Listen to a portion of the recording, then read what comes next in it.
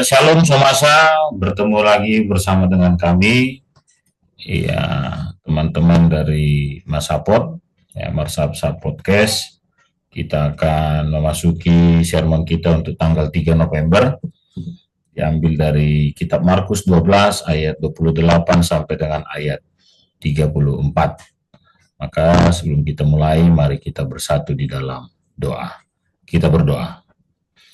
Tuhan, kami mengucapkan rasa syukur kami atas setiap kesempatan, anugerah, dan kebaikan-kebaikan Tuhan yang kami boleh nikmati. Saatnya bagi kami untuk berkarya dan terus berbuah dalam kebaikan Tuhan lewat sermon kami, biarlah menjadi berkat, sukacita bagi banyak orang. Terima kasih ya Tuhan, dalam Yesus Kristus kami berdoa. Amin. Ya, Somasa, hari ini kita bersama dengan Pendeta Adrian dan saya sendiri Pendeta Rolandi. Kita akan membuka dalam Injil Markus 12 ayat 28 sampai dengan ayat 34. Markus 12 ayat 28 sampai dengan ayat 34. Saya akan membacakannya bagi kita semua. Demikianlah firman Tuhan, hukum yang terutama. Lalu seorang ahli Taurat yang mendengar Yesus dan orang-orang Saduki bersoal jawab dan tahu bahwa Yesus memberi jawab yang tepat kepada orang-orang itu, datang kepadanya dan bertanya, hukum manakah yang paling utama? Jawab Yesus, hukum yang terutama ialah, dengarlah hai orang Israel, Tuhan Allah kita, Tuhan itu Esa. Kasihilah Tuhan Allahmu dengan segenap hatimu dan dengan segenap jiwamu dan dengan segenap akal budimu dan dengan segenap kekuatanmu. Dan hukum yang kedua ialah, kasihilah sesamamu manusia seperti dirimu sendiri. Tidak ada hukum lain yang lebih utama daripada kedua hukum ini. Lalu kata ahli Taurat itu kepada Yesus, tepat sekali guru, benar katamu itu, bahwa dia Esa dan bahwa tidak ada yang lain kecuali dia. Memang mengasihi dia dengan segenap hati dan dengan segenap pengertian dan dengan segenap kekuatan, dan juga mengasihi sesama manusia seperti diri sendiri adalah jauh lebih utama daripada semua korban bakaran dan korban sembelihan. Yesus melihat bagaimana bijaksananya jawab orang itu, dan ia berkata kepadanya, engkau tidak jauh dari kerajaan Allah, dan seorang pun tidak berani lagi menanyakan sesuatu kepada Yesus. Amin. Demikian pembacaan kita dengan tema mengasihi Tuhan dan sesama. Ya, mungkin boleh dibantu oleh Bang Pendeta Adrian ya di awal sermon ini untuk menjelaskan tentang latar belakang teks ataupun konteks yang terjadi dalam Markus 12 ayat 28 sampai 34.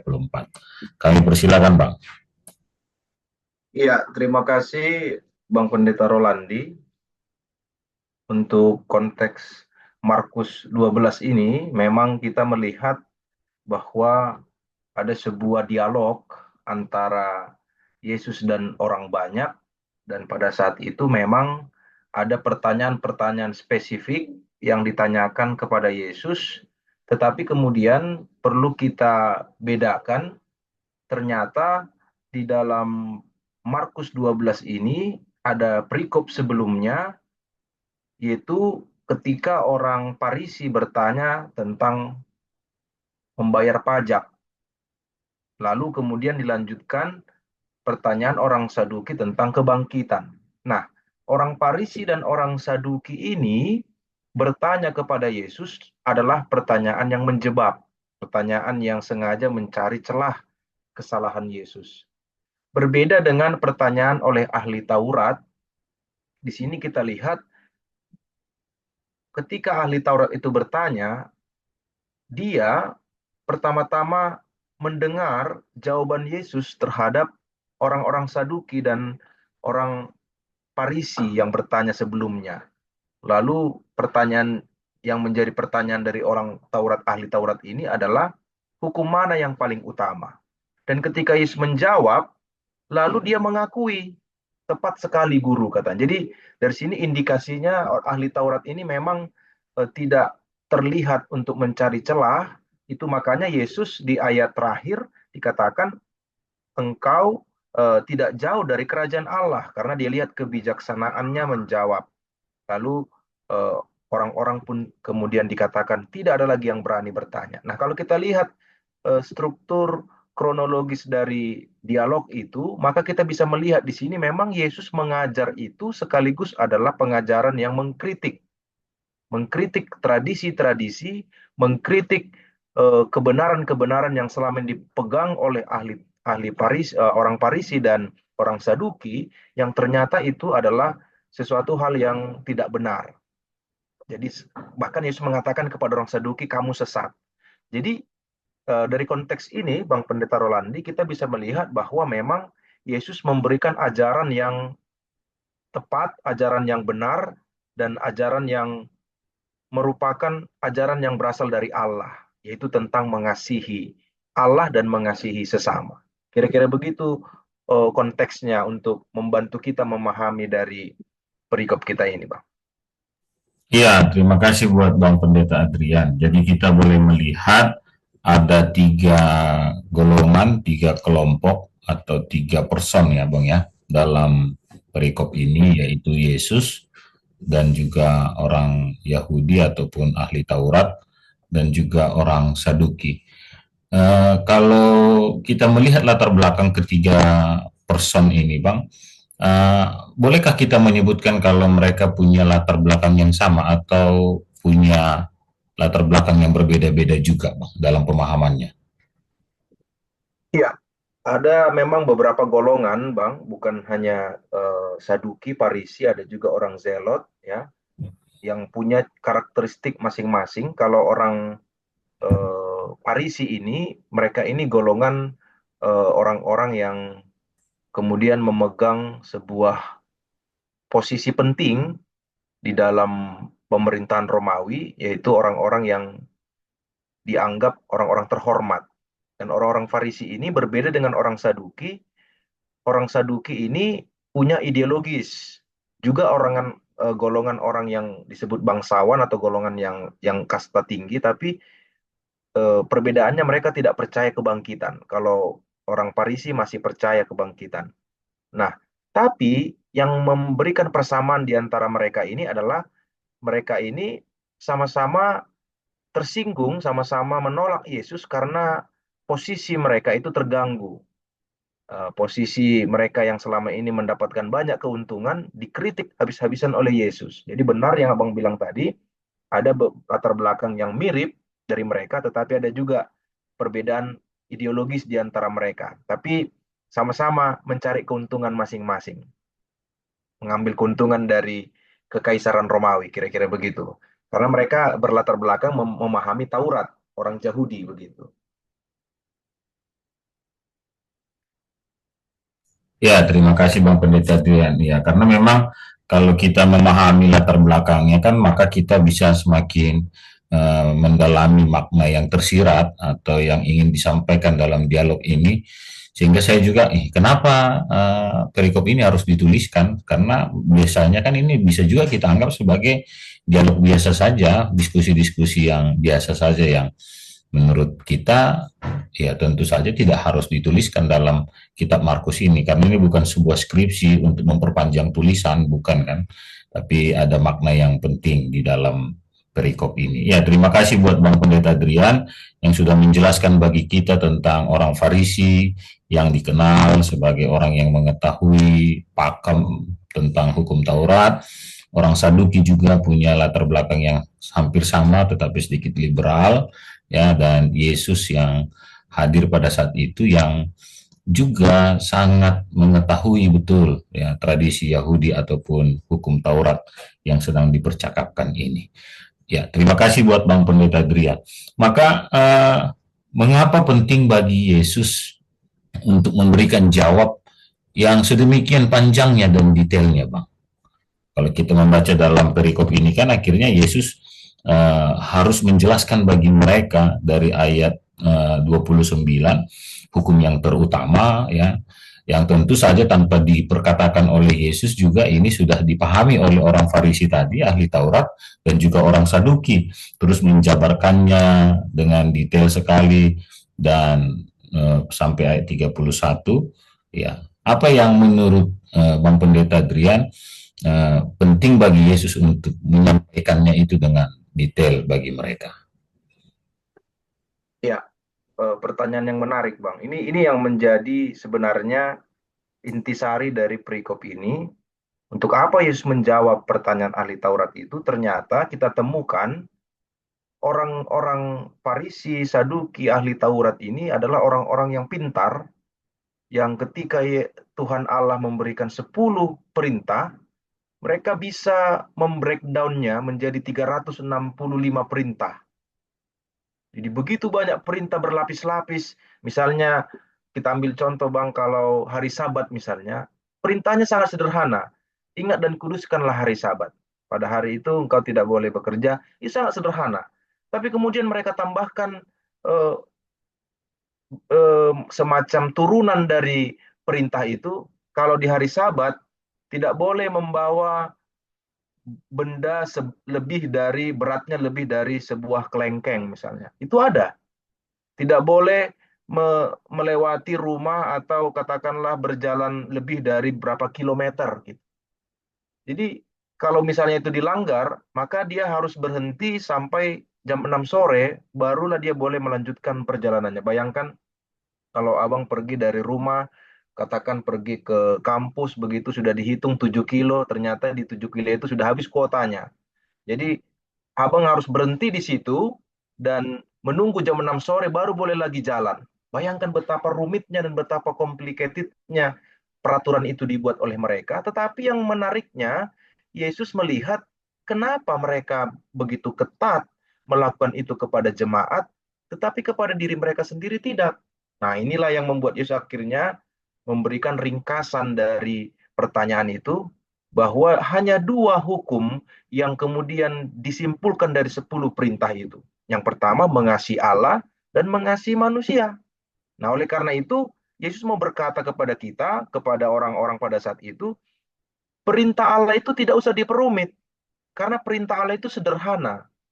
Ya, kasihi Allahmu. Bagaimana mengasihi Allah itu diterjemahkan dari titah yang 1 sampai titah yang keempat. Lalu bagaimana mengasihi manusia itu diterjemahkan dalam titah yang kelima sampai yang ke-10. Jadi sangat sederhana, tetapi dia mendalam, sangat mendalam, dan tentu saja relevan dalam kehidupan kita. Itu makanya Yesus sangat perlu memberikan klarifikasi atas pertanyaan itu, sehingga jawabannya clear, bahwa inilah yang seharusnya dilakukan oleh orang-orang pada saat itu. Bukan terlalu banyak aturan, membingungkan, dan ujung-ujungnya tidak relevan atau bahkan cenderung membenarkan diri sendiri. Begitu, Bang. Ya, terima kasih. Sepertinya Bang Pendeta Adrian ini ahli perjanjian lama ini sepertinya ya, Oh, karena bisa ahli, Bang. menjelaskan dengan baik ya turunan dari 10 hukum Taurat yang sangat pakem dipahami, dihafal bahkan oleh orang-orang Yahudi. Ya, sehingga memang disiplin hidup mereka itu kalau kita lihat sampai dengan hari ini sangat jelas terlihat ya. Tapi tadi juga sangat sudah dijelaskan bahwa akhirnya hukum itu, aturan itu menjadi sesuatu yang tidak baik ya, tidak baik dalam arti mungkin saya salah menjelaskannya, tapi kira-kira ada sesuatu yang terlalu membatasi, memenjara kehidupan orang yang akhirnya tidak lagi merdeka di dalam Tuhan, merdeka tidak seturut dengan apa yang diturunkan oleh orang-orang para ahli-ahli Taurat pada zaman itu, dengan konteks yang mungkin pada saat itu bisa dilakukan, tetapi untuk dalam perjalanan waktu, maka itu menjadi sesuatu yang sangat menyulitkan ya, apalagi kalau misalnya sampai dengan hari ini. Jadi memang akhirnya Yesus menjelaskan dengan sangat singkat, padat dan bermakna pada dua hukum yang utama ya, tadi disampaikan oleh Bang Pendeta Adrian. Empat Taurat yang pertama itu hukum yang pertama sampai yang keempat tentang bagaimana kita mengasihi Allah sesuai dengan tema kita, dan hukum yang kelima sampai dengan yang ke-10 bagaimana kita mengasihi sesama kita. Dan Tuhan Yesus menggambarkan sesuatu yang tidak complicated ya, tetapi sesuatu yang mudah untuk kita cerna dan bagaimana kita merumuskannya dalam kehidupan kita sehari-hari. Ya, terima kasih juga buat Bang Pendeta Adrian tadi sudah menjelaskan tentang hari Sabat atau kuduskanlah hari Tuhan ya, sehingga itu boleh kita jalankan dalam kehidupan kita sehari-hari. Itu yang menurut saya juga tadi kata Bang Pendeta Adrian penting untuk kita pahami kenapa Yesus perlu menjelaskan sampai pada ayat yang ketiga ke 29 ya 31 ya, dan hukum yang kedua. Ya, terima kasih Bang Pendeta Adrian. Yang kedua, uh, ada kalimat, apakah ini kalau main bola itu Bang, apakah ini gocekan halus, apakah ini umpan lambung ya kan? Mungkin Pendeta Adrian bisa jelaskan juga bagi kami ya, atau bagi teman-teman kita orang awam ini. Pada ayat 32 tiba-tiba orang Farisi ahli Taurat itu mengatakan, lalu kata ahli Taurat itu kepada Yesus, tepat sekali guru, ya kan? Iya, ini di depan orang Saduki, ahli Taurat memanggil Yesus guru, kan kira-kira begitu. Kalau dia murid, no problem lah, dan memang wajar mereka panggil guru, karena itu sudah mereka lakukan seperti biasanya. Tapi pada ayat 32 ini, ya, apakah memang terkesimanyakah ahli Taurat ini kepada Yesus, atau bagaimana ini Bang Pendeta Adrian? Saya tidak terlalu melihat ini apakah ini tulus atau tidak, masih ragu saya dengan hal itu. Mungkin Bang Pendeta Adrian punya penafsiran tentang hal ini. Terima kasih Bang. Ya, untuk menjawab itu, Abang Pendeta Rolandi, memang kita melihat dari ayat 32 sampai ayat 34. Kita perhatikan ketika ahli Taurat itu berkata, tepat sekali guru, maka itu harus dilanjutkan dengan ayat 33 ketika dia mengoreksi apa yang terjadi pada saat itu. Dia mengatakan mengasihi Tuhan dan mengasihi sesama itu jauh lebih utama daripada korban bakaran dan korban sembelihan. Jadi ada tradisi memberikan korban bakaran dan korban sembelihan itu yang menjadi kemudian prioritas. Memang itu sudah dilakukan pada saat itu. Lebih baik mempersembahkan korban bakaran, korban sembelihan daripada yang lain-lain. Padahal yang utama tadi adalah mengasihi Allah dan mengasihi manusia. Boleh kita buat sederhananya, lebih penting menyampaikan korban bakaran daripada tidak menolong teman kita yang sudah kelaparan di samping kita. Alangkah lebih pentingnya menyampaikan korban sembelihan daripada melihat bahkan anggota keluarga kita yang sedang sakit tidak kita obati. Mungkin itu yang mau disampaikan pada saat itu, tapi tidak ada yang berani menyampaikan itu dengan gamblang. Ketika itu dinyatakan, maka Yesus pun menyambutnya dengan berkata, betapa bijaksana orang itu, dan dia berkata, engkau tidak jauh dari kerajaan Allah. Jadi Yesus mengkonfirmasi apa yang dikatakannya. Berarti dari sini kita bisa melihat dua dimensi penafsiran. Yang pertama, orang tersebut memanggil guru karena memang kepiawaian Yesus pada saat itu terafirmasi karena Yesus semacam memiliki sertifikat dalam mengajar. Dari mana kita tahu itu? Tidak sembarangan orang untuk memberikan pengajaran di sinagoge.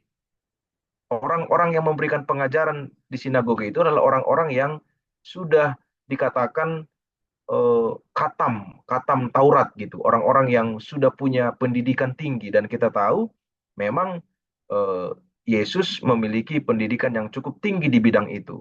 Lalu yang kedua, boleh kita sebutkan dia tidak licik atau dia tidak umpan lambung, atau katakanlah dia hanya sebatas menampilkan wajah-wajah yang ingin populer, karena ketiga ayat itu memberikan konfirmasi kepada kita bahwa dia ada di pihak Yesus begitu. Jadi di sini kita bisa melihat memang tidak semua ahli Taurat itu seperti yang digambarkan oleh Alkitab, beberapa yang baik, beberapa yang memang setuju, beberapa yang memang mengerti dan juga sepakat dengan apa yang diajarkan oleh Yesus. Memang mayoritas adalah orang-orang yang menolak ajaran, bahkan apa yang Yesus katakan terhadap kebenaran itu mereka jadikan sebuah cara untuk menjatuhkan Yesus. Tapi dalam konteks ini, saya pikir orang ahli Taurat ini adalah yang menginginkan jawaban sekaligus ingin juga menegaskan satu hal tadi bahwa mengasihi Allah, mengasihi manusia lebih penting, jauh lebih utama daripada korban-korban bakaran, sembelihan yang selama ini mereka tradisikan. Kira-kira begitu yang saya bisa lihat tafsirannya, Bang. Ya, terima kasih buat Bang Pendeta Dren. Jadi jangan akhirnya kita sedikit-sedikit mendengar istilah ahli Taurat, orang Farisi, langsung berpikir, ah ini gocekan saja ini, pura-pura, ya kan. Karena kalau tadi sudah disampaikan oleh Bang Pendeta Adrian pada 32 dan sampai dengan ayat 34, ya ketiga ayat ini menjelaskan ya tentang siapa ini orang Farisi yang memang dengan tegas ingin mendengarkan penjelasan jawaban tentang bagaimana mengasihi Allah dan mengasihi sesama. Iya, dan kalau boleh juga saya tambahkan, kalau kita baca pada ayat 28 dikatakan, lalu seorang ahli Taurat yang mendengar Yesus dan orang-orang Saduki bersoal jawab. Berarti ini bukan mendengar seketika saja, mendengar beberapa detik saja, atau nimbrung tiba-tiba Nyimak, tidak. ya. Tapi Menyimak sampai memang habis. dia hadir di sana menyimak dan benar-benar ingin juga menjelaskan kepada semua orang ya tentang bagaimana mengasihi Allah dan mengasihi sesama. Itu yang pertama tadi disampaikan oleh Bang Pendeta Adrian. Yang kedua ya, saya hanya mengulangi apa yang disebutkan oleh Bang Pendeta Adrian bahwa Yesus juga eh, konfirmasi tentang bijaksana yang disampaikan oleh ahli Taurat ini. Jadi ada mereka saling menegaskan atau saling menggarisbawahi pernyataan-pernyataan yang mereka miliki agar itu menjadi sesuatu yang dipahami oleh banyak orang pada saat itu, baik ahli Taurat ya, karena ahli Taurat ini mungkin ini penambahan saja, imajinasi saya saja, tidak pernah berjalan sendiri-sendiri. Orang Saduki ya, namanya bangsawan itu kan kalau ngopi kan ngajak-ngajak, kira-kira gitu ya, siapa yang bayarin, kira-kira kalau zaman sekarang itu kan, kalau namanya dia orang Saduki ini identik politikus ini kalau saya nggak salah Bang Adrian ya. Jadi kalau kemana-mana minimal ajudannya ikutlah, kira-kira begitu ya. Ahli Taurat biasanya karena mereka membicarakan tentang Taurat hukum, ya pasti mereka punya teman diskusi, tidak pernah sendiri-sendiri ya. Jadi ini yang mau ditegaskan juga kepada banyak orang. Terima kasih buat Bang Pendeta Adrian, dan tadi ada tambahan ilmu bagi kita kalau orang yang mengajar di sinagoge itu tidak boleh sembarangan ya, tetapi harus mereka yang punya label sertifikat ya, yang sudah diakui ya sebagai orang yang sudah berpendidikan tinggi ya. Kalau pada zaman itu sudah pakem ya, sudah katem tentang Taurat. Jadi itu harus kita pahami juga sehingga kita harus semakin menggali diri kita. Terima kasih buat Bang Pendeta Adrian buat beberapa ilmu baru, pengetahuan baru yang boleh kita miliki hari ini. Yang ketiga, sebelum kita masuk pada refleksi Bang Pendeta Adrian, terima kasih. Uh, pada ayat 33 ini, ayat 34 ya, tadi sudah disampaikan ayat 32 sampai 34 soalnya sudah menjelaskan, saling mengkonfirmasi sebuah penegasan yang kuat. Tapi kenapa Yesus langsung menghubungkan tentang engkau tidak jauh dari kerajaan Allah?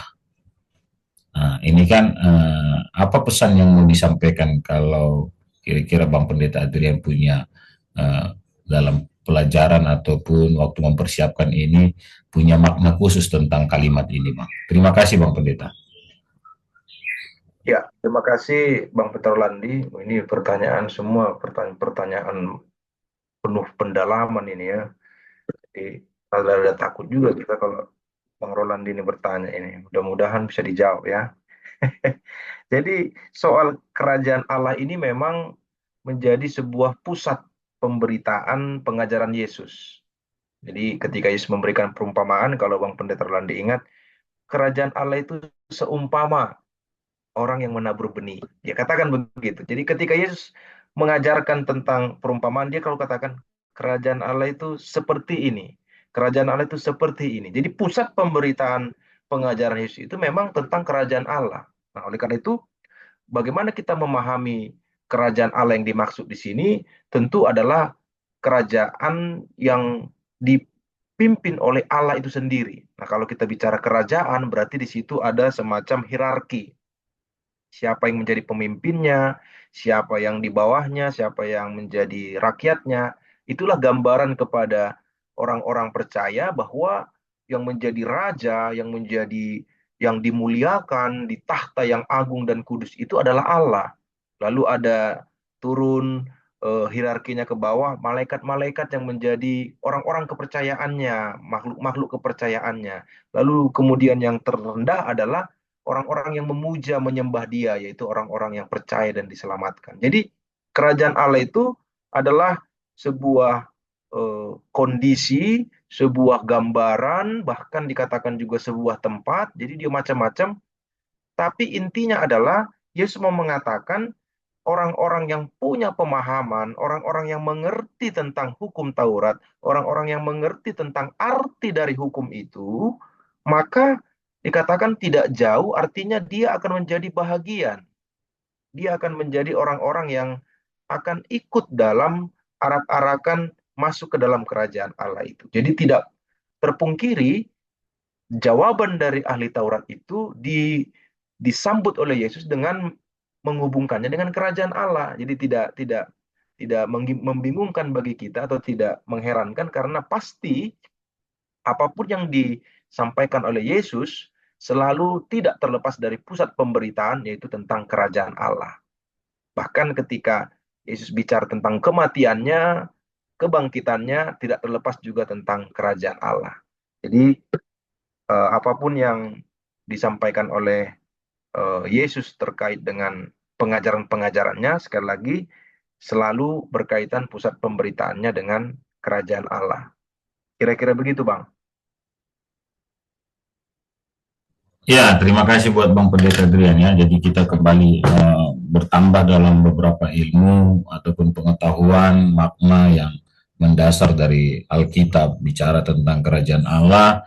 Berarti kita berbicara juga tentang pemahaman ataupun arti makna daripada hukum itu ya, baik itu hukum yang utama dan yang terutama, hukum yang kedua dan sama dengan itu, atau juga menerjemahkan dengan sangat baik dalam hikmat bijaksana dari Tuhan terhadap 10 hukum Taurat yang disampaikan oleh Tuhan lewat Musa.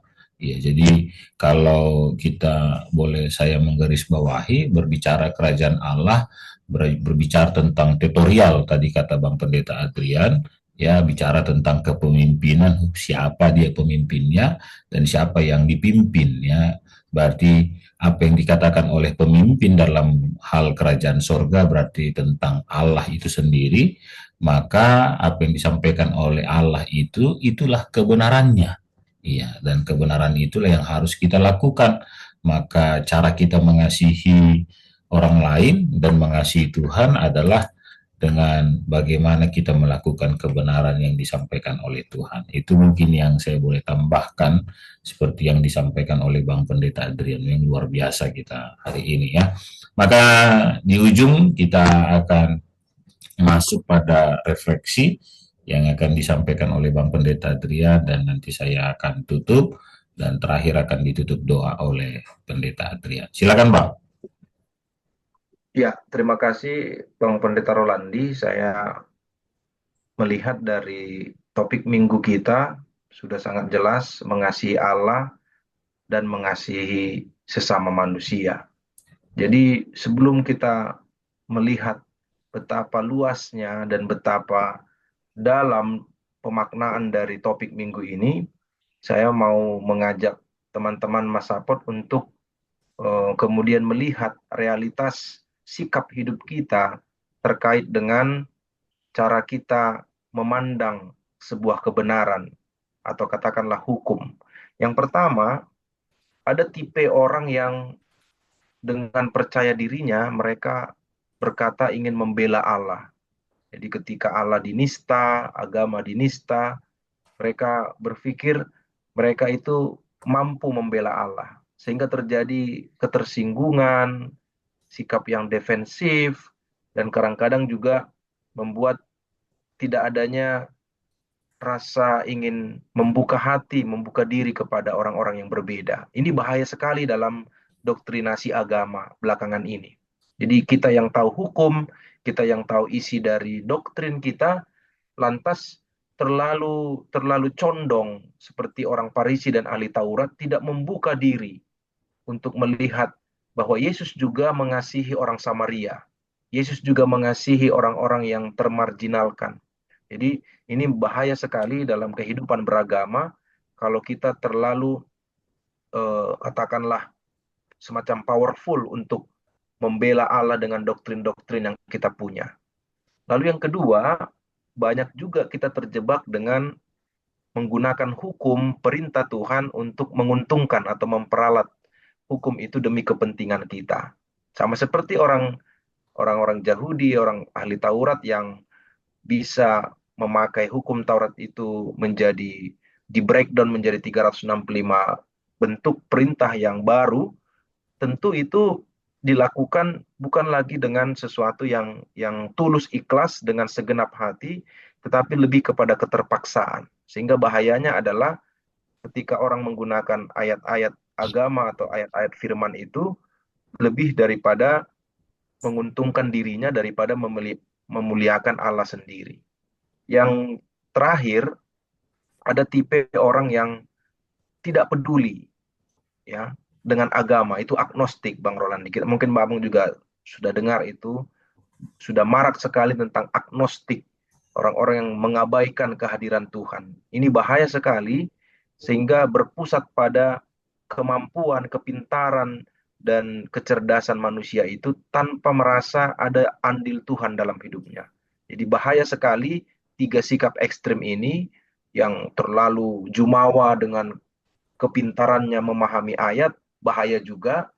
Yang merasa terlalu pintar dan tidak merasa Allah tidak penting juga bahaya juga. Jadi ekstrim ini dua-duanya harus kita hindari, dengan solusi yaitu kita memakai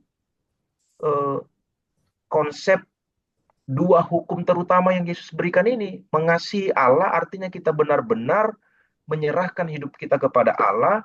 Dengan rendah hati kita berkata bahwa kita tidak bisa hidup tanpa Allah, dan dengan rendah hati kita mengaku bahwa segala yang kita miliki ini hanya datangnya dari Allah. Sehingga hidup beragama yang seperti itu adalah hidup yang beragama yang dewasa. Lalu yang kedua, bagaimana kita mencerminkan hidup mengasihi sesama itu tidak terlepas dari cara kita mengasihi Allah, menaati perintah Allah, dan kita terjemahkan dalam kehidupan yang real.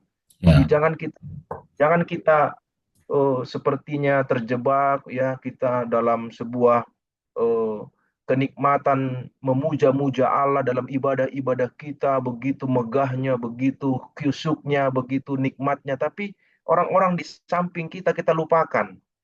Keluarga kita telantarkan, sahabat-sahabat kita cueki, kita benci misalnya. Orang-orang di sekeliling kita kemudian tidak merasakan kasih yang tulus dari kita. Itu sama saja kita membohongi Allah sendiri. Jadi konteks topik minggu ini saya pikir penting untuk kita terjemahkan dan kita aplikasikan dalam kehidupan kita sehari-hari. Demikian Bang Peter Rolandi. Silakan ditambahkan Bang, dikit lagi Bang. Ya, terima kasih buat Bang Pendeta Drian ya, sudah menjelaskan bagi kita 3 tipe ya, tentang bagaimana kita mengasihi Allah dan juga mengasihi manusia dengan beberapa hal yang dijelaskan dengan detail. Iya, saya hanya ingin menambahkan saja sesuai dengan apa yang disampaikan oleh Bang Pendeta Adrian, berarti kita harus memahami tentang pentingnya kasih, dan pentingnya kasih itu berarti juga haruslah menyeluruh, tidak hanya ke atas kepada Tuhan, tetapi juga kepada sesama, ya, tidak terjebak seperti orang Saduki, ya, yang hanya mementingkan bagaimana penyembahannya kepada Tuhan. Dan yang ketiga, yang menyeluruh itu adalah dengan cara memiliki keterbukaan hati, ya. Keterbukaan hati dalam dialog Markus 12 ini juga diperlihatkan dari seorang ahli Taurat. Ya, keterbukaan hati itu juga diperlihatkan oleh Yesus sendiri, ya, sehingga terjadi sebuah dialog yang baik, komunikasi yang baik, dan juga penegasan-penegasan yang saling membangun di antara mereka. Maka mari kita juga bercermin dari dialog ini sehingga kita boleh semakin bertumbuh bagaimana cara kita mengasihi Tuhan dan bagaimana kita mengaplikasikannya dalam mengasihi sesama. Itu yang boleh saya tambahkan. Terima kasih buat Bang Pendeta Adrian dan juga sobat-sobat Masapot yang setia mendengar dan juga menyaksikan, bahkan belajar bersama dengan kami dalam perikop-perikop mingguan kita. Terima kasih, kami serahkan kepada Bang Pendeta Adrian. Ya, terima kasih Bang Peter Landi. Mari kita tutup dalam doa. Kami berterima kasih kepadamu ya Tuhan atas kesempatan bagi kami belajar firman-Mu. Terima kasih atas tuntunan Roh Kudus yang memampukan kami memahami isi dari firman-Mu. Dan biarlah ya Tuhan, segala kepintaran, pengetahuan yang kami miliki, dengan rendah hati kami mengakui di hadapan Tuhan, semuanya itu adalah pemberian dari Tuhan, sehingga kami boleh mengaplikasikan pemahaman apa yang kami maknai dari firman Tuhan untuk benar-benar menaati firman-Mu, menerapkannya dalam kehidupan kami sehari-hari. Hari ini kami belajar tentang mengasihi-Mu Tuhan dan mengasihi sama kami. Tuntunlah kami dengan Roh Kudus agar kami diberikan pemahaman yang mendalam, pemahaman yang benar, bagaimana kami benar-benar mengasihi Allah segenap hati kami, segenap jiwa kami secara totalitas, dan kami juga tidak melupakan peran penting kami untuk mengaplikasikan kasih, untuk memberikan kepedulian, empati kepada orang-orang di sekeliling kami. Terima kasih ya Bapak. Inilah dua permohonan kami. Seluruh teman-teman kami Sobat Masapot di mana mereka berada, berkati mereka, bimbing mereka agar kami boleh melakukan perintah-Mu, mengasihi Engkau dan mengasihi sama kami dalam kehidupan kami hari lepas hari. Dalam nama Kristus Yesus kami berdoa dan mengucap syukur. Amin.